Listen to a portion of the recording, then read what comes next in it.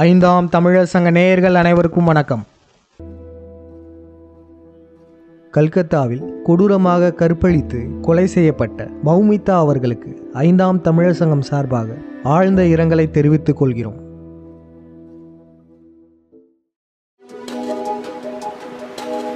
Kolkata doctor rape and murder கேஸை பற்றி தான் இந்த வீடியோத்தில் நம்ம பார்க்க போகிறோம். இந்த வீடியம் ஒரு இன்வெஸ்டிகேஷன் வீடியம். இந்த இன்வெஸ்டிகேஷனில் பல படிநிலைகள் இருக்குது. முதல் படிநிலை பார்த்தீங்கன்னா, இந்த கேஸில் எந்த ஒரு சந்தேகமும் எழலை, எல்லா ஆதாரங்களுமே சரியாக தான் இருக்குது. இது முதல் படிநிலை.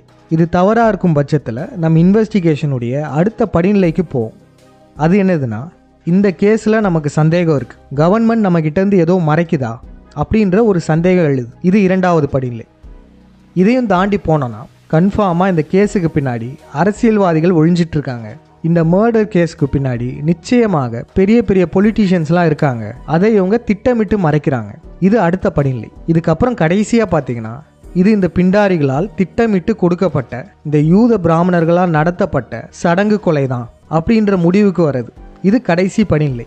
பெரும்பாலானோர் இந்த ஸ்டேஜுக்கு முந்தின ஸ்டேஜ் வரையும் யோசிப்பாங்க. ஆனால் இந்த ஸ்டேஜை பற்றி யோசிக்க மாட்டாங்க. ஏன்னா பெரும்பாலான மக்களுக்கு இந்த யூத பிராமணர்கள் கொடுக்கும் சடங்கு கொலைகளை பற்றி இன்னும் புரிதல் ஏற்படலை, அவங்களுக்கு இன்னும் தெரியல. அதனால இந்த ஸ்டேஜை அவங்க நினச்சி கூட பார்க்க மாட்டாங்க. இந்த மர்டர் கேஸ் எந்த ஸ்டேஜில் இருக்குன்றதை நம்ம பார்ப்போம். கொல்கத்தாவை சேர்ந்த 31 வயதான ஒரு பெண் டாக்டர் எப்பயும் போல் ஹாஸ்பிட்டலில் நைட் ஷிஃப்ட் டியூட்டி பார்த்துருக்காங்க. அவங்க கொஞ்சம் ரெஸ்ட் எடுக்கிறதுக்காக மேல் மாடியில் இருக்கிற செமினார் ஹால் அங்கே போயிருக்காங்க. போனால் அவங்க திரும்பி வரல. அதிகாலை வேளையில் அந்த ஹாஸ்பிட்டலில் பணிபுரிகிறவங்க அந்த செமினார் ஹால்குள்ளே போய் பார்த்துருக்காங்க. அங்கே அந்த பெண் அரை நிர்வாணமாக சடலமாக இருக்காங்க. அப்புறம் போலீஸ் வந்து இன்வெஸ்டிகேட் பண்ணி பார்க்குறாங்க. போலீஸ் இன்வெஸ்டிகேஷன்லையும் அட்டாப்சி ரிப்போர்ட்லையும் என்ன தெரிய வருதுன்னா, அந்த பெண் செக்ஷுவல் ஹராஸ்மெண்ட்டுக்கு உள்ளாயிருக்காங்க. அந்த பெண்ணை கொடூரமாக கொலை செஞ்சுருக்காங்க. வெஜினல் பார்ட்டுன்னு சொல்லக்கூடிய பெண் உறுப்பு மற்றும் பல உறுப்புகள் கொடுமையாக தாக்கப்பட்டிருக்கு. அதிகப்படியான ரத்த ஓட்டம் போயிருக்கு. அதுக்கப்புறம் என்ன ஆச்சுன்னா, சில நாட்கள்லேயே குற்றவாளியை போலீஸ் கைது பண்ணிட்டாங்க. இப்போ இது நடந்தது எல்லாமே நமக்கு சாதாரணமாக தான் இருக்குது. ஒரு குற்றம் நடந்திருக்கு, அதுக்கப்புறம் அந்த குற்றவாளியை போலீஸ் கைது பண்ணிட்டாங்க. ஆனால் இதில் நமக்கு சந்தேகம் எங்கே வருதுன்னா, இந்த சம்பவத்தால் ஏற்பட்ட மிகப்பெரிய போராட்டம். டாக்டர்ஸ் போராடுறது. இந்த போராடக்கூடிய டாக்டர்ஸ்லாம் முன்வைக்கக்கூடிய முக்கியமான கருத்து என்னதுன்னா, இந்த சம்பவத்தில் ஒருத்தர் மட்டும் ஈடுபடலை, அதாவது இந்த பெண்ணை ஒருத்தர் ரேப் பண்ணலை, பலருமே ரேப் பண்ணியிருக்காங்க அப்படின்னு அங்கே போராடக்கூடிய டாக்டர்ஸ் அந்த பெண்ணுடைய அட்டாப்சி ரிப்போர்ட்டெல்லாம் பார்த்துட்டு அவங்களுடைய கருத்தை சொல்லியிருக்காங்க. அப்போ இங்கே தான் நமக்கு சந்தேகமும் வருது. ஒருத்தர் இல்லை, பல பேர் இந்த கொலை சம்பவத்தில் ஈடுபட்டிருக்காங்கன்னா ஏன் போலீஸ் தரப்புல இருந்து ஒருத்தர் மட்டும் குற்றவாளின்னு சொல்கிறாங்க? இங்கே தான் நம்ம அடுத்த ஸ்டேஜுக்கு போகிறோம். அதாவது, இந்த ரேப் அண்ட் மர்டர் கேஸில் பொலிட்டிக்கல் இன்ஃப்ளூயன்ஸ் இருக்கா? அரசியல்வாதிகளின் தலையீடு இருக்கா? நிச்சயமாக இருக்கு. கொஞ்சம் யோசிச்சு பாருங்களேன். தங்கை ஸ்ரீமதி கேஸில் என்ன ஆச்சு? பள்ளியில் போராட்டம் பண்ணுறோன்ற பேரில் பல சமூக விரோதிகள்லாம் சேர்ந்து பள்ளியை சூறையாடினாங்க. பள்ளியில் உள்ள செவரே இடிஞ்சு போச்சு. அதாவது போராட்டம் பண்ணுறோன்ற பேரில் பள்ளியில் உள்ள அனைத்து ஆதாரங்களையுமே அழிச்சாங்க. இதே போல தான் இங்கேயும் நடந்திருக்கு. இவ்வளோ பெரிய கொலை சம்பவம் நடந்திருக்கு. கீழே மக்கள் போராடிட்டு இருக்காங்க. ஆனால் மேலே என்ன பண்ணுறாங்கன்னா, இந்த பெண் கொல்லப்பட்ட சில நாட்கள்லேயே ரினோவேஷன்ற பேரில் அதே இடத்துல ரினோவேஷனை ஆரம்பிச்சிருக்காங்க. அது எப்படிங்க? ஒரு பெண் இறந்த இடம், அதில் மக்களுக்கு சந்தேகம் இருக்குது, இந்தியாவே போராடிட்டு இருக்கு. ஆனால் அந்த இடத்துல பாருங்கள் ரினோவேஷன் பண்ணிட்டு இருக்காங்களாம். எப்படி ஸ்ரீமதி கேஸில் ஆதாரத்தை அழிச்சாங்களோ அதே போல தான் இங்கே ரினோவேஷன்ற பேரில் ஆதாரத்தை அழிக்கிறாங்க. அப்போ இதுலேருந்து நமக்கு என்ன தெரிய வருது? நிச்சயமாக இந்த கொலைக்கு பின்னாடி பல பேர் இருக்காங்க. அது மட்டும் இல்லாமல் முக்கிய அரசியல்வாதிகளின் தலையீடும் இருக்குது. அதனால தான் இந்த மாதிரியெல்லாம் பண்ண முடியுது. இப்போ நம்ம கடைசி ஸ்டேஜ் பார்க்க போகிறோம். இந்த ரேப் அண்ட் மர்டர் கேஸுன்றது திட்டமிட்டு நடத்தப்பட்டது. இதற்கு பின்னாடி ஒருத்தர் இல்லை, பல பேர் இருக்காங்க. அதுக்கப்புறம் என்ன பார்த்தோம்? இவங்களுடைய செயல்பாடெல்லாம் பார்க்கும்போது நிச்சயமாக இதற்கு பின்னாடி அரசியல்வாதிகளின் தலையீடும் இருக்குது. இது வரையும் நம்ம பார்த்துருக்கோம். கடைசி ஸ்டேஜ் என்னதுன்னா, இது இந்த பிண்டாரிகளால் கொடுக்கப்பட்ட திட்டமிட்ட நரபலி சடங்கா, இந்த பிராமணர்களால் கொடுக்கப்பட்ட சடங்கு கொலையான்றதை பார்க்க போகிறோம். இந்த மாதிரி சடங்கு செய்து ரசிப்பதெல்லாம் இந்த யூத பிராமணர்கள் ஒரு கேமாகவே வச்சு செஞ்சிட்டு இருப்பாங்க. அவங்க செய்யக்கூடிய சடங்குகளை நம்ம சுலபமாக கண்டுபிடிச்சிட முடியும். அது எப்படின்னா, அவங்க மீண்டும் மீண்டும் நம்மளுடைய வரலாற்றை சடங்குகள் மூலமாக ரிப்பீட் பண்ணிகிட்டே தான் இருப்பாங்க. ராமாயணம், மகாபாரதம், பரசுராமனுடைய கலவர யுத்தம், இதனுடைய சிம்பாலிசம்ஸ்லாம் இல்லாமல் இவங்க சடங்கு கொலை செய்யவே மாட்டாங்க. அதனால் இவங்க செய்யக்கூடிய சடங்கு கொலைகளில் நிச்சயமாக இது சார்ந்த சிம்பாலிசம்ஸ் இருக்கும். எடுத்துக்காட்டுக்கு இந்த சுவாதி ராம்குமார் படுகொலை பார்த்தீங்கன்னா துர்கை சடங்கும் ராமன் சடங்கும் இருக்கும். அதுக்கப்புறம் இந்த ஃபெனிக்ஸ் ஜெயராஜ் படுகொலை பார்த்தீங்கன்னா ராவண இந்திரனை கொன்ற சடங்காக இருக்கும். அதுக்கப்புறம் ஸ்ரீமதி அவர்களின் நரபலி மகாபாரத சம்பந்தப்பட்ட ரிச்சுவலாக இருக்கும். ஆய்வாளர் திருமிகு பாண்டியனையா இதை பற்றி தெளிவாக விழியங்கள் வெளியிட்டிருப்பார். இப்போ இந்த கேஸில் பிண்டாரிகள் எதுவும் சடங்கு நடத்திருக்காங்களான்றதை பார்க்கறதுக்கு முன்னாடி இன்னொரு விடயத்தையும் தெரிஞ்சுப்போம். அது என்னதுன்னா, இந்த குற்றவாளின்னு சொல்கிறாங்கல்ல, இந்த 31 வயது டாக்டரை கற்பழித்து கொன்றவர் இவர் தான் சஞ்சய் ராய்.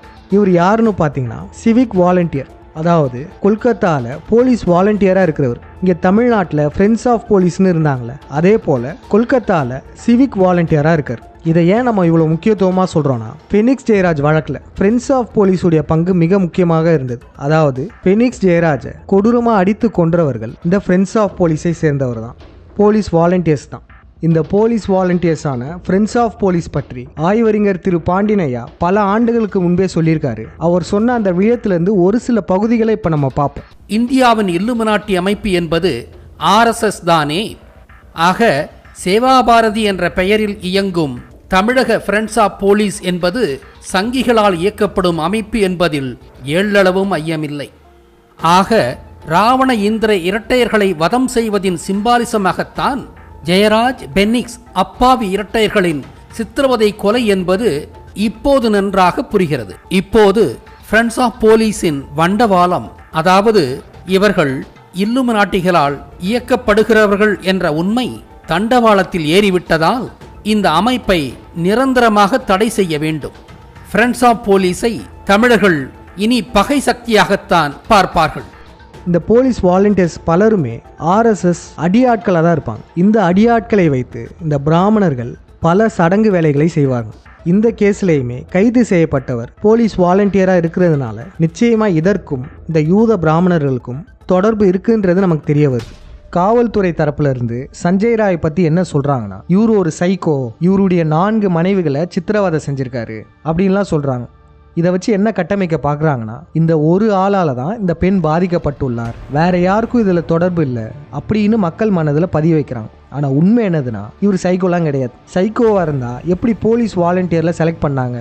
இந்த சஞ்சய் ராய் மட்டும் இல்லை, பல பேரால் இந்த பெண் கொல்லப்பட்டிருக்கா, பல பேர் இந்த பெண்ணை கற்பழிச்சிருக்காங்க. இதற்கு முக்கியமான ஆதாரமாக என்ன சொல்கிறாங்கன்னா, அந்த பெண்ணுடைய அட்டாப்சி ரிப்போர்ட்டில் 150 ml சீமன் அந்த பெண்ணுடைய வெஜினல் பார்ட்டில் இருந்ததாக சொல்லியிருக்காங்க. இந்த 150 ml சீமன்றது சாதாரண விடயம்லாம் கிடையாது. ஒரு மனிதனுக்கு பொதுவாக 3 முதல் 10 ml சீமன் தான் வெளியே வரும். ஆனால் இங்கே 150 ml இருக்கு. நிச்சயமாக இந்த பெண்ணை கூட்டாக தான் கற்பழித்திருக்காங்க. இதை திட்டமிட்டு காவல்துறை மறைக்க பார்க்குது, அந்த கயவர்களை காப்பாற்ற பார்க்குது. ஏன்னா இதற்கு பின்னாடி நிச்சயமாக மிகப்பெரிய பொலிட்டிக்கல் பவர்ஸ் உடைய தொடர்பு இருக்கு. இது சடங்கு கொலைதான் சொல்றதுக்கு இன்னொரு ஆதாரமே இருக்கு. அது என்னதுன்னா, இந்த டாக்டரை ஸ்மூதரிங் மெத்தடில் கொண்டிருக்காங்க. அதாவது வாய், மூக்கு, தொண்டை வழியா காத்தே போகாத விதமாக கொள்றது. சாதாரண கொலைகளையுமே இது போன்று நடக்கும். வாயை மூடி கொள்றது, தொண்டையை பிடிச்சு கொள்றது, இது போன்று சாதாரண முறையிலுமே இருக்கும். ஆனால் இந்த பிண்டாரிகளால் கொடுக்கக்கூடிய நரபலி மெத்தடில் அதிகப்படியாக இந்த ஸ்மூதரிங் மெத்தடை பயன்படுத்தியிருக்காங்க. சுவாதி ராம்குமார் கேஸை டீல் பண்ண இந்த அட்வொகேட் அதை பற்றி சொல்லியிருக்காரு. அவர் என்ன சொல்கிறாருன்னு கேளுங்களேன். உறையாத ரத்தம் ஒரே ஒரு சாவில் மட்டும்தான் இருக்கும், ஸ்மூத்ரிங் சொல்லக்கூடிய ஒரு சாவு. அந்த ஸ்மூத்ரிங் வந்து வேறு டைப் ஆஃப் ஸ்மூத்ரிங் இருக்குது. இந்த ஸ்மூத்ரிங்கில் மட்டும்தான் இருக்கும். மூக்கையும் வாயையும் ஒரு சேர பொத்தி அமைக்கி கொள்வது, இதுக்கு பேர் ஸ்மூத்ரிங்னு பேர். இந்த மாதிரியான முறையில் தான் ராம்குமார் கொல்லப்பட்டிருக்காங்க. இந்த மாதிரி மெத்தடில் தான் சிறுமதியும் கொல்லப்பட்டிருக்காங்க. நாங்கள் சிறுமதி போஸ்ட்மார்ட்டத்தை நாங்கள் வந்து ஆய்வு பண்ணோம். ஆய்வு பண்ணிட்டு நான் ஏதோ ஒரு ஊடகத்தில் கூட நான் கூட சொல்லியிருக்கிறேன். சிறுமதியினுடைய கொலை எப்படி நடந்ததோ அதே மாதிரி தான் ராம்குமார் கொலையும் நடத்தப்பட்டிருக்கு. இதுக்கு பேர் ஸ்மூத்ரிங்னு பேர். இந்த மாதிரியான முறையில் தான் ராம்குமார் கொல்லப்பட்டிருக்காங்க. இந்த மாதிரி மெத்தடில் தான் சிறுமதியும் கொல்லப்பட்டிருக்காங்க. இப்போ இந்த சடங்கு கொலையில் ஏதாச்சும் சிம்பாலிசம் இருக்கான்றதை பார்க்க போகிறோம். அதாவது இந்த பிண்டாரிகள் அவங்களுக்கு புரியக்கூடிய லாங்குவேஜில் கோட் வேர்டில் சொல்லுவாங்க. அந்த கோட் வேர்ட்ஸ் எதுவும் இருக்கான்றதை நம்ம பார்க்க போகிறோம். இந்தியாவில் மேற்கு வங்க மாநிலத்தில் கொல்கத்தாவில் ஒரு கொடூரமான பாலியல் வன்புணர்வு உடன் கூடிய ஒரு கொலை ஒன்று அரங்கேறி இருக்கிறது. செமினார் ஹால் போகும்போது அவனது கழுத்தில் ப்ளூடூத் ஹெட்செட் தொங்கியது. வெளியே வரும்போது ஹெட்செட் இல்லை. அதுதான் பெண் டாக்டர் சடலம் பக்கத்தில் இருந்து போலீஸ் எடுத்த ஹெட்செட் என்பது உறுதியானது. அவனது வீட்டில் சோதனை நடத்தினர். சம்பவத்தின் போது அவனது உடலில் பட்ட எல்லா தடயத்தையும் அழித்திருந்தான். ஆனால் அவன் ஷூவில் இருந்த இரத்த கரையை அழிக்க மறந்துவிட்டான். ஸ்பாட்டில் அவன் விட்டு சென்ற ப்ளூடூத் ஹெட்செட், அவனது ஷூவில் இருந்த இரத்தக்கரைதான் சஞ்சய் ராயை சிக்க வைத்த முக்கிய ஆதாரங்கள். The criminal ran away, but he left behind a Bluetooth headset. CCTV footage located him at the crime spot at the likely time of occurrence. All of this led to the suspect's arrest and is being used as primary evidence against him. A Bluetooth headset helped Kolkata police crack a murder case. Among the suspects was Sanjay Roy, who was seen entering the building around 4 a.m. wearing a Bluetooth headphone around his neck. But 40 minutes later, when he exited the building, he didn't seem to have the Bluetooth device. அவர் seminar ஹாலுக்கு உள்ளே நுழையும் போது அவர் காதில் ஒரு Bluetooth ஹெட்போனை அணிந்துள்ளார். ஆனால் அவர் வெளியே வரும்போது அவரிடம் ப்ளூடூத் ஹெட்போன் இல்லாதது பதிவாகியிருந்தது. சம்பவ இடத்தில் கிடைத்த ஹெட்போனும் சஞ்சய் ராய் அணிந்திருந்த ஹெட்போனும் ஒன்றாக இருப்பதை கவனித்த போலீசார் அதை முக்கிய ஆதாரமாக வைத்து அவரை கைது செய்துள்ளனர். ஆடைகளில் இருந்த இரத்த கரையை அழித்த அவர் தனது ஷூவை கவனிக்காமல் விட்டுள்ளது ஆச்சரியமாகத்தான் உள்ளது. அவரது ஷூவில் இருந்த இரத்த கரையையும் போலீசார் கண்டுபிடித்து சாட்சியங்களில் சேர்த்துள்ளனர். இந்த நிலையில தான் அவரினுடைய ஹெட்போன் அந்த இடத்துல கடந்திருக்கு. அதன் அடிப்படையில் அவரை கைது செய்து அவர் தான் குற்றவாளியா, எதனால இந்த சம்பவம் நடந்தது அப்படின்னு தொடர்பான விஷயங்கள் எல்லாம் விசாரணை மேற்கொண்டுட்டு வராங்க. அது மட்டும் இல்லாம அவரோட ஷூல இருந்த சில இரத்த கரைகளை வச்சுதான் இவரை அடையாளம் கண்டுபிடிச்சு பிடிச்சிருக்கிறதாவும் சொல்லப்படுது. கழுத்தில் ப்ளூடூத் ஹெட்செட் தொங்கியது. அவன் ஷூவில் இருந்த இரத்த கரையை அழிக்க மறந்துவிட்டான். ஸ்பாட்டில் அவன் விட்டு சென்ற ப்ளூடூத் ஹெட்செட், அவனது ஷூவில் இருந்த இரத்தக்கரைதான். But he left behind a Bluetooth headset.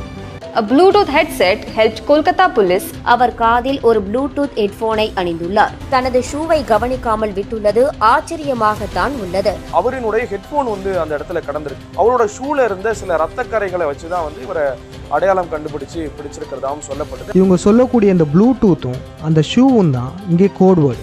அதனால தான் தேவையே இல்லாத ரெண்டை மீண்டும் மீண்டும் மீடியா மூலமா சொல்ல வைக்கிறாங்க. இது ரெண்டுமே மகாபாரத சடங்கை குறிக்கும். இந்த சம்பவம் நடந்த நாளும் கூட 8ஆம் தேதி 8ஆம் மாதம் தான். இங்கே வெறும் மகாபாரத சடங்கு மட்டும் கிடையாது, இதில் துர்கை பரசுராமன் சடங்குமே இருக்கு. இந்த சம்பவத்தில் குற்றவாளியுடைய பேர் சஞ்சய். சஞ்சய்னா வெற்றி பெற்றவன் பொருள் பெறும். அதாவது யூதர்கள் தரப்புல பரசுராமனை குறிக்கும். அந்த இறந்து போன பெண்ணும் பார்த்தீங்கன்னா துர்கையை போன்றே கொல்லப்பட்டிருக்காங்க. அவங்களுடைய வெஜினல் பார்ட்டில் அதிகப்படியான இரத்தப்போக்கு போயிருக்கு, கடுமையான சேதமும் அடைஞ்சிருக்கு. மௌமிட்டா என்ற பெயருமே துர்கையை குறித்த பெயராக தான் இருக்கு. இந்த பிண்டாரிகள் இலுமினாட்டிகளின் நம்பரான 13ஐ குறித்த 31 வயது உள்ள பெண்ணை தான் தேர்ந்தெடுத்திருக்காங்க. அது மட்டும் இல்லை, இந்த வாரத்தில் தான் துர்கையை குறித்த வரலட்சுமி விரதமே வர இருக்கு. அப்போ இதுலேருந்துலாம் நமக்கு என்ன தெரிய வருது? நிச்சயமாக இந்த கொலை சடங்கு கொலையாக தான் இருக்கு. இந்த பிண்டாரிகளால் நடத்தப்பட்ட கொடூரமான சடங்கு கொலை தான் இது. கொஞ்சம் சிந்திச்சு பாருங்களேன்.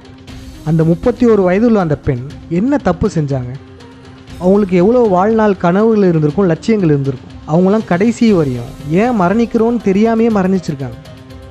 இது போன்ற அப்பாவிகளுடைய வலி வேதனைகளை கண்டு ரசிச்சிட்டு இருப்பவர்கள் தான் இந்த யூத பிராமணர்கள். இந்த யூத பிராமணர்களும் சரி, அவங்களால் எழுதப்பட்ட சட்டமும் சரி, இது ரெண்டையுமே மாற்றி அமைத்தால்தான் இது போன்ற சடங்கு கொலைகளை நம்மால் தடுக்க முடியும்.